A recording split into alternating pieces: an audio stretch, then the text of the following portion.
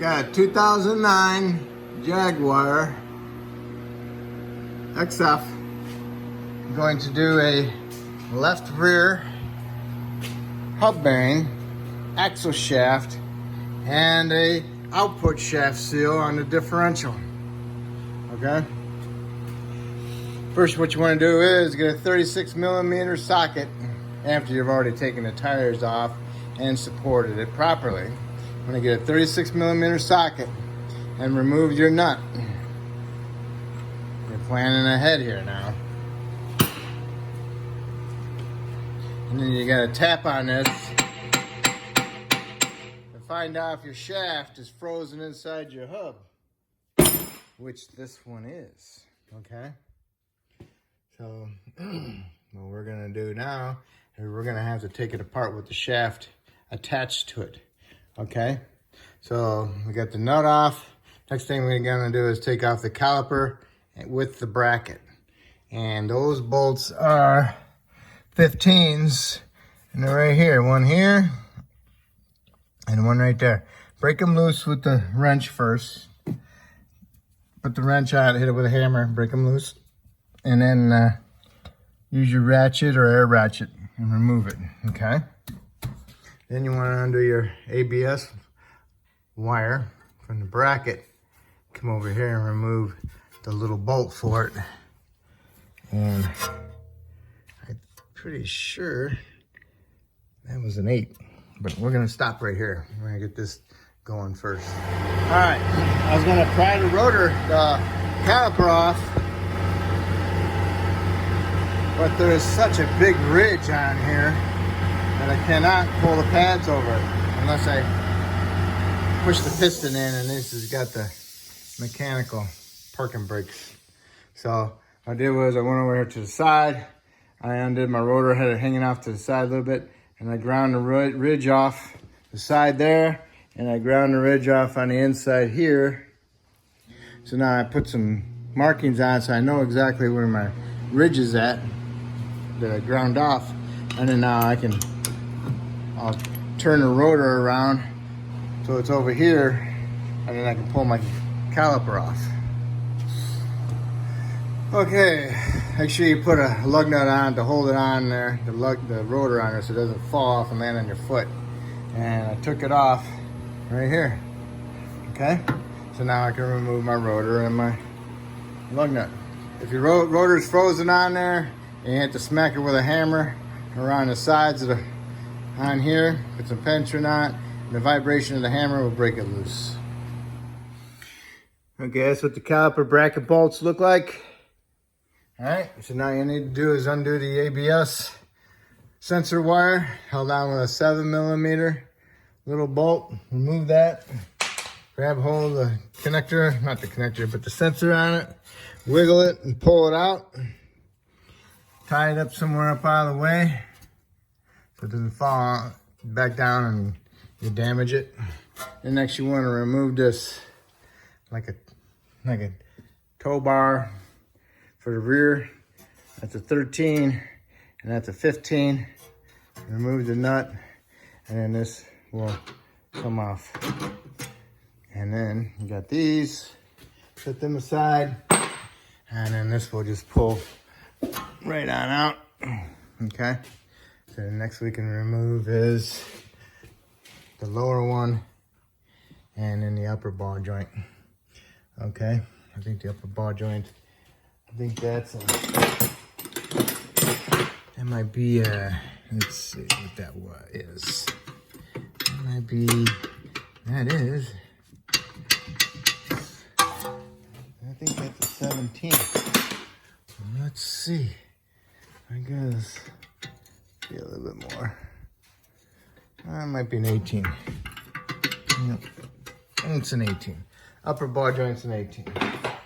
So we're gonna do the upper ball joint next. All right, I finally got the nut off. The ball stud kept spinning. Heat it up the best you can with a propane, MAP gas, or even a torch.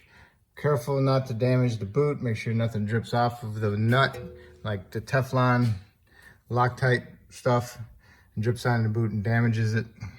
Cover it up. Also, you can get an 8mm wrench and put it on the bottom of the ball stud for the ball joint and use that to hold it. But then you're gonna run out of area to turn.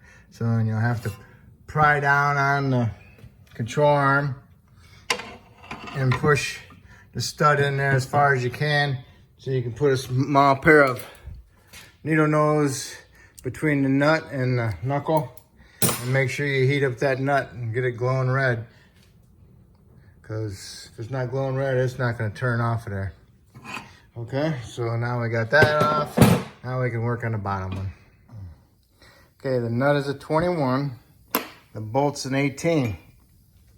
Pull it out, goes in there, and now you can pull this out so it's loose. Okay, now we're gonna raise it up, and I'm gonna pop the axle out of the rear differential, and I'm gonna put a bungee cord on it to hold it so it doesn't go flying out. Okay, the whole knuckle's loose. I got a bungee cord on it in case it pops out and I don't want to fly into the floor. Get myself a pry bar with the hit end on it, and put the curve towards it, up in there like that, and I'll smack the pry bar with the hammer, and I'll knock it out a little bit, which I did. So now you can just keep tapping on it and knock it fully out. Okay, here we are. So you gotta press the shaft off of the knuckle. If you got a press, that's great. I got a press. I went and bought a whole new one. Not a new one, but a used one off eBay. But it came damaged right here on my boots. I pressed it off. It took all my might to get it off, and I put a new bearing in it. But I'm gonna try to get this one off, and hopefully it doesn't damage the boot. Hopefully I didn't damage that. But it was all greasy when I got it, so it had to been leaking. And when I pressed it off, it mushroomed the threads. So I took it over to the grinder and ground it down, and then I got me a Ford front axle nut off of a Ford, the F-150, and threaded on there. It's the same thread.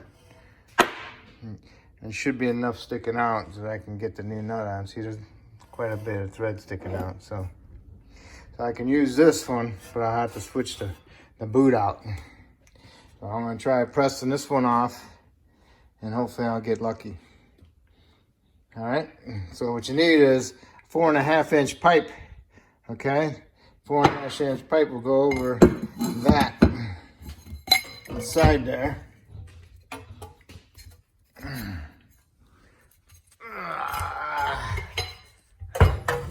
Like that, and you'll press against the pipe. Push against there, pop it off, okay? Show you in a minute. Okay, that's my setup. Got a socket and a spacer. And I pressed on it, it came out.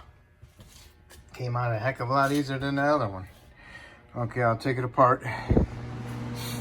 Okay, got it out. Didn't damage the boot. So that tells me that I didn't damage that one.